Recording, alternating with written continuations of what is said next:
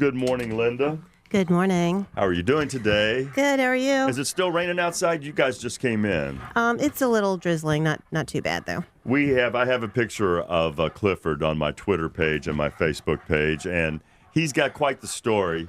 He is a big, good-looking boy, and he is wound up this morning. He is. He's talking to us in here. He's got a lot of enthusiasm. This is, again, Clifford. He is a Rottweiler mix, so when you look at him, you see mostly Rottie. He's about 77 pounds of muscle. He's only about 2 years old, and I was so outraged yesterday when I found out what happened to him that I thought I'd share that. Please, go ahead. With your listeners. No, you go ahead. Hopefully gain some sympathy for the animal and also make people aware of some situations that go on that you may not be aware of. Clifford was adopted out from us about 2 years ago as a 4-month-old puppy.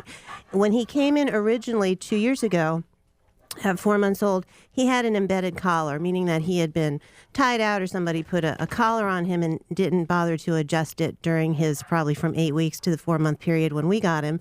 So we had to treat him with medication to kind of repair that injury to his neck when he was a 4-month-old puppy. Was it just an abrasion around his neck, or? It ends up being kind of like a ligature laceration. It's too tight, so it can grow into the neck. That is the most incredible thing I have ever heard before. An embedded collar. Right. We see them. I mean, it's not unusual, for us to find that. But so that was his original story. So we get him better, and we got him adopted, and we have the adoption process as normal. We do an interview.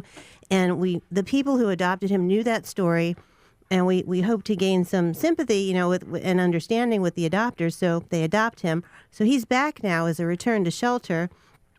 And looking at his profile, he's been on a chain for 2 years. He's been on a chain for 2 years. So that's not. There's a county ordinance. You cannot chain dogs for 10 or more cumulative hours in a 24-hour period. So that's against the law, first of all. So if any of your listeners have neighbors that have their dogs on chains, if you're not comfortable educating them, then you need to let us know, because what we have now, as much as we love Clifford, he's a project. He has some issues. He's got some territorial issues. To us he's warm and fuzzy, but it takes him a while to warm up. He is not easy to walk on a leash, so he needs somebody who can, work with that in a positive reinforcement type of a way. He certainly doesn't need a pinch collar or a training collar. He needs somebody that's going to be able to help him show his best manners, which, if you've been chained out for 2 years, I'm not quite sure what, I don't know if I would come back from that. Exactly. So it's difficult, but because he had the original story and because he does have a lot of potential. I mean, he is people-friendly once you get to know him. He is a good-looking guy. He is an absolutely gorgeous fellow. You can't shy away from that. No, he is. Folks looking at your Twitter page, he's very, very handsome. He's classically handsome and has a gorgeous coat. He does. 77 pounds of muscle, I believe that. Yes. And Clifford needs a home. He does. And you can call the shelter, Frederick County Animal Shelter, if you're a patient person and you're not going to put Clifford out on a chain for 2 years. Mm-hmm. That was most of his life. Unbelievable. Yep.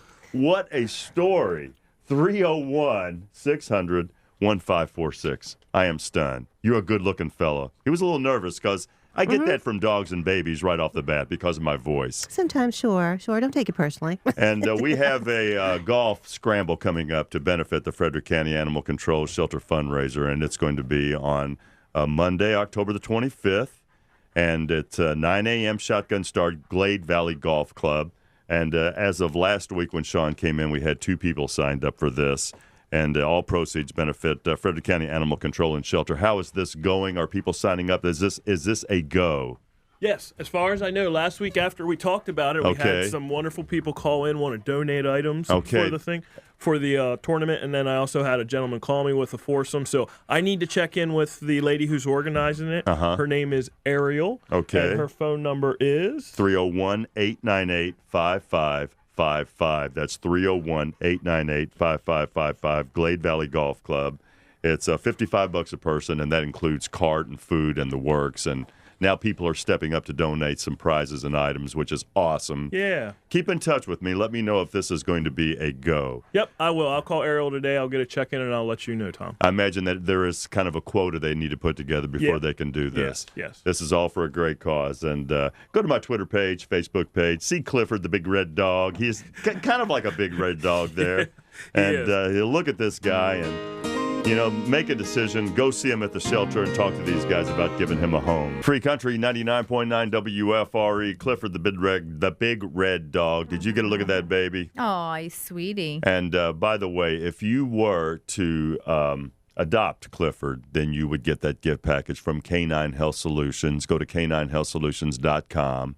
And that's up to about a $78 value of vitamins and supplements and toys and treats. Yes, my dog loves the stuff from caninehealthsolutions.com. And if you know of anybody who is keeping a dog chained up over 10 hours at a time, that is the legal limit, 10 hours out of 24-hour period.